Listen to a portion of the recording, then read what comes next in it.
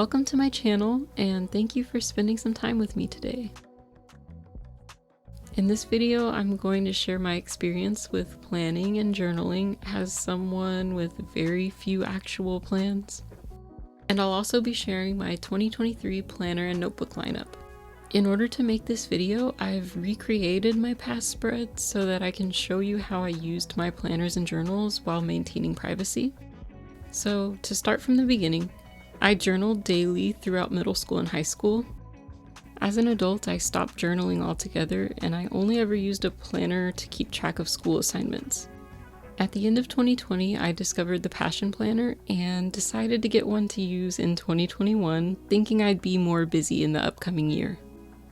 I got the large A4 size Passion Planner since it would be staying at home on my desk. I loved the guided goal setting and reflection spreads so much, but I really struggled to use this planner. This is how my most productive monthly spread in this planner looked. Clearly, I did not have a lot going on, and the empty space was overwhelming. I was new to planning, and I didn't know my planning style yet, so there was a lot of trial and error. This was how I started using the weekly spreads.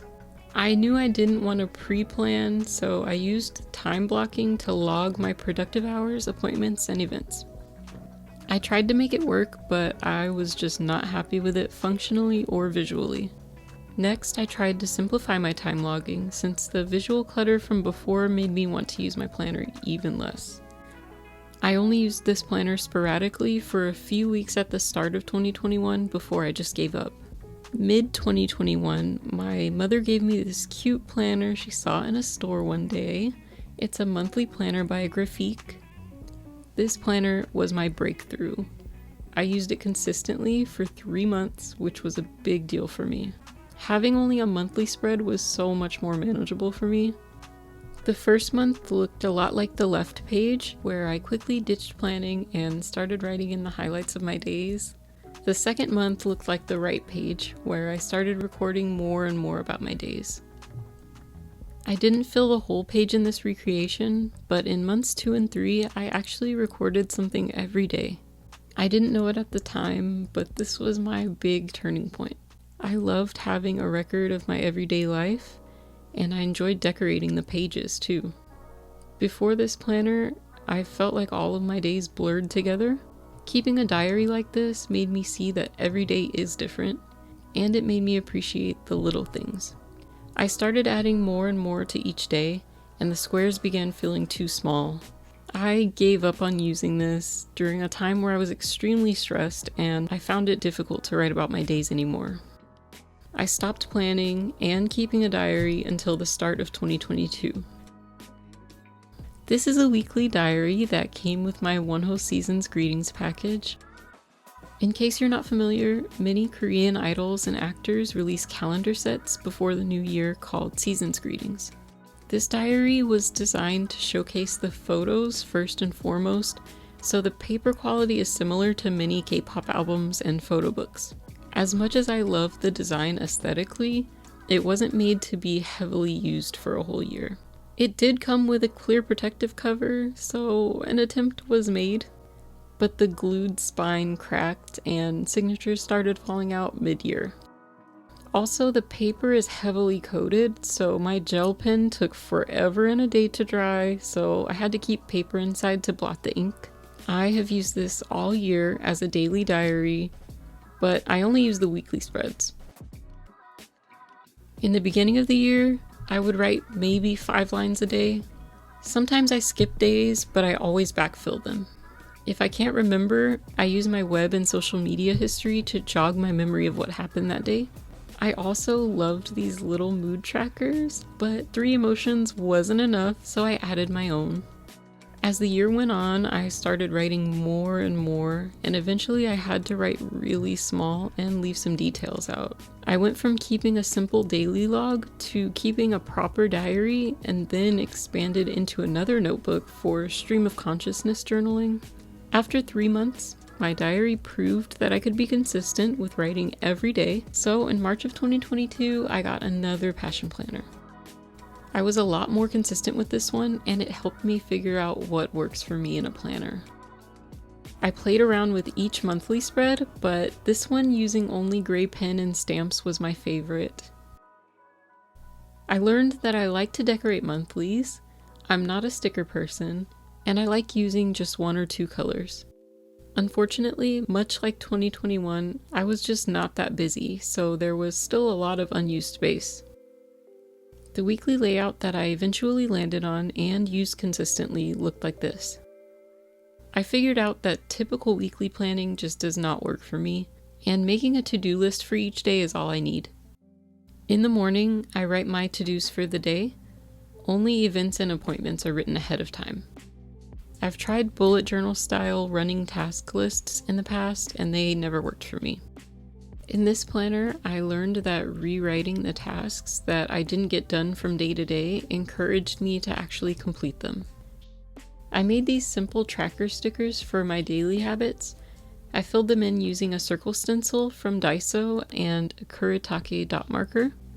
I learned that daily trackers motivate me a lot as long as they're in the weekly section. Monthlies and yearlies are too much pressure.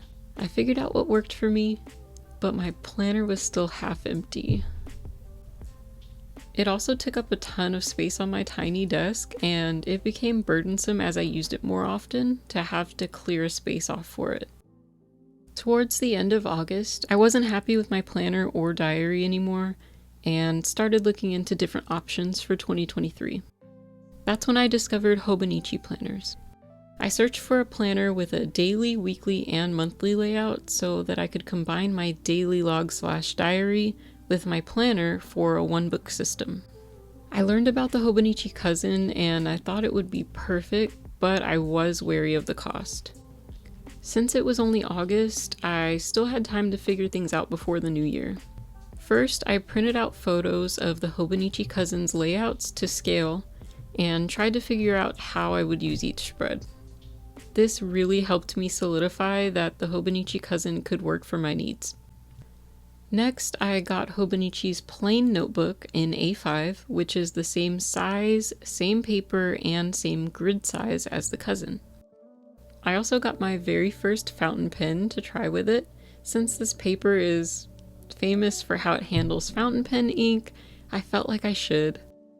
Right away, I fell in love with the Tomoe River paper in these books, and the price for a Cousin became justifiable to me after that. I was so excited about the Hobonichi Cousin that I abandoned my passion planner early and straight up gave up on planning until I got my Cousin. But I want to add that while it didn't work for me, I still love the Passion Planner brand and I will use their printables for goal setting in 2023. And I even cut the cover off an unused small size Passion Planner to use on my Hobonichi plain notebook because I love it so much and it vibes well with my Cousin's cover. Once my Cousin arrived, I started mimicking the weekly layouts in my plain notebook so I could get back into the habit of planning before moving into the Cousin. I'm really glad I did this because I know I'll be less stressed the first time I set up a weekly in my Cousin now. I started on a Thursday, November 17th, which was great because I only had to look at this ugly spread for 4 days. All of the different stamp colors were distracting to me and I wasn't happy with the placement either. I played around with the line spacing and decided to keep a space between each task. I put in a ton of tasks on the first day and got overwhelmed. It felt too cluttered and I was not motivated to open up my book to this as often as I needed to. The second week was still rough, but the cursive writing was added at the end of the week, so it wasn't as busy as I worked in this spread. This was my first full week, so I tried to replicate the Cousin's weekly layout as much as I could. I added daily and weekly trackers in the left sidebar in black with an extra fine nib Pilot Kakuno. I used the Kuretake dot marker to check the boxes, but I thought it looked weird. I tried stamping again. I regretted it again. I tried a lot of new things in this week that didn't work out, and I wanted to make sure I took note of those things before I set up the next week. Once the week was over, I wrote in cursive, just to try and make it decorative, to note what worked and what didn't. The third week was finally tolerable, and I knew I was headed in the right direction. I added washi tape to separate my daily and weekly tasks, but the size and format stayed pretty much the same.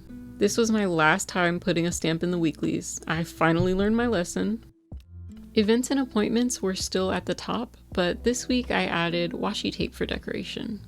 I regretted using different washi tapes for each page. I found it visually distracting and I wish I'd just used one.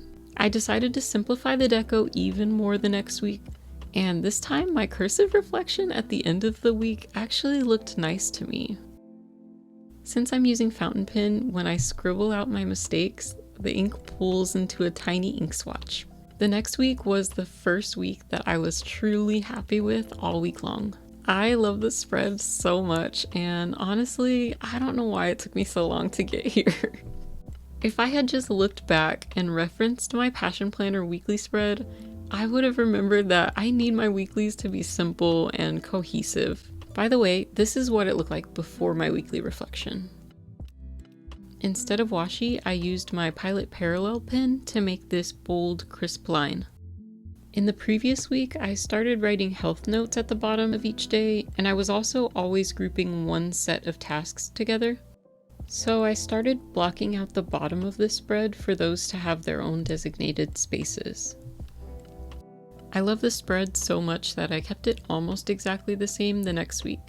The only changes were the bold lines that separate the trackers, and I'm still adjusting how much space the tasks at the bottom get. Currently, I only have one more week in my plain notebook before I can move into my Hobonichi Cousin, and I think it will look very similar to this going forward.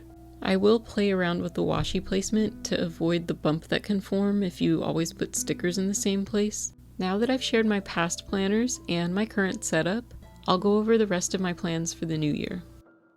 First, let's start with my Hobonichi Techo Cousin.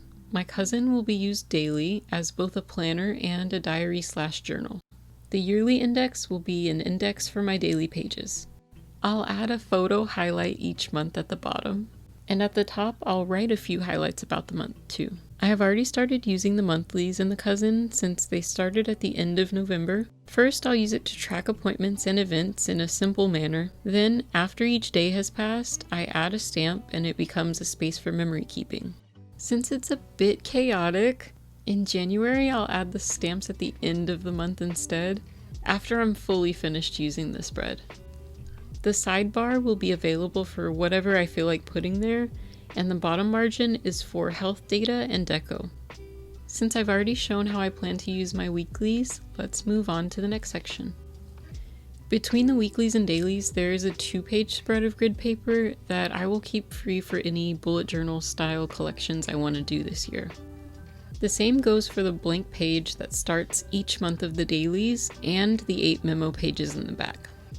That's more than enough space for collections for me, I think.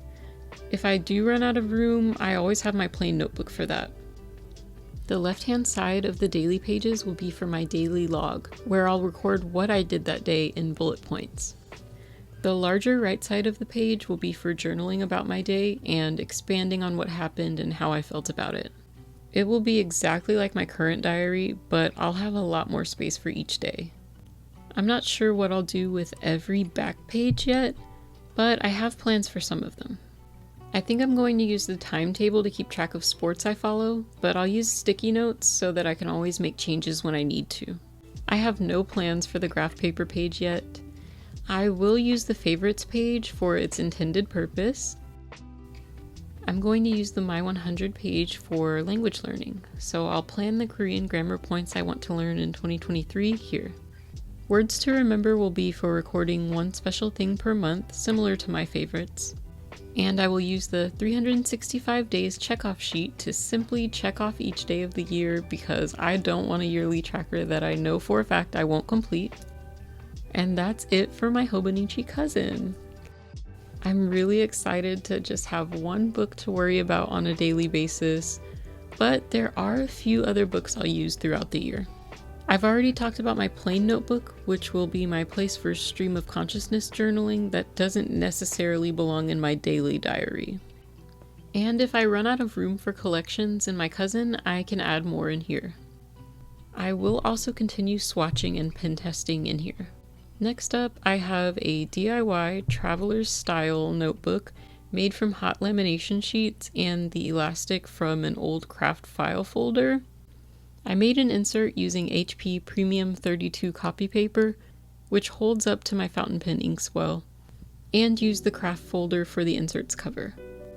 This is for jotting down notes quickly and messily, like scratch paper. Then I have an actual passport-sized traveler's notebook from Traveler's Company. I recently got this to use as a local travel journal, and it's been working really well. I made a zipper insert for it so I can also use it as a wallet. I've set up the included blank MD paper insert with stamps to hold dates. The left page is for recording location information and deco, like photos, receipts, or collages, and the right page is for written journaling. The second book is another DIY insert using HP Premium 32 paper. This one is for scratch paper while I'm out and about.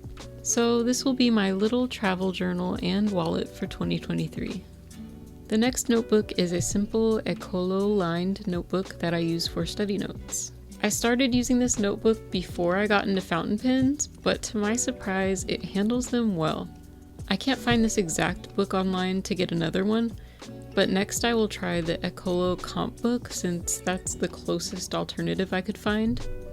If that doesn't work out, I will probably pick up a Kokuyo campus-lined notebook for study notes, which brings me to my next notebook.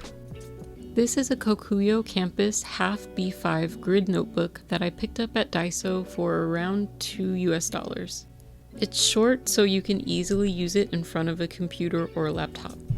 Initially, I got this to try out the paper since I've been curious about these notebooks for a while. None of my fountain pens bled through, so I was very happy with it. I'll be using this to keep a match log for my favorite esports team this year. Last but not least, I'll be using a Hobonichi Weeks Mega as a media log / media journal.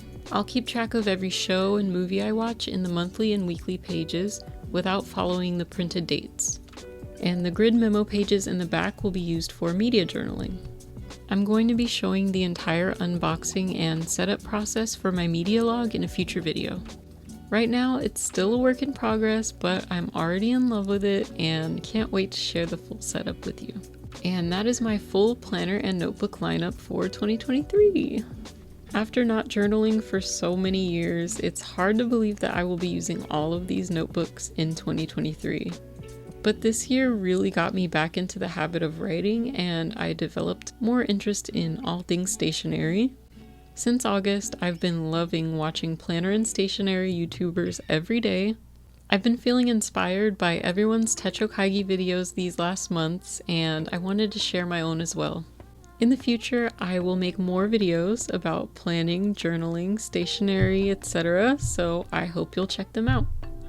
Thank you so much for watching. Happy holidays and Happy New Year!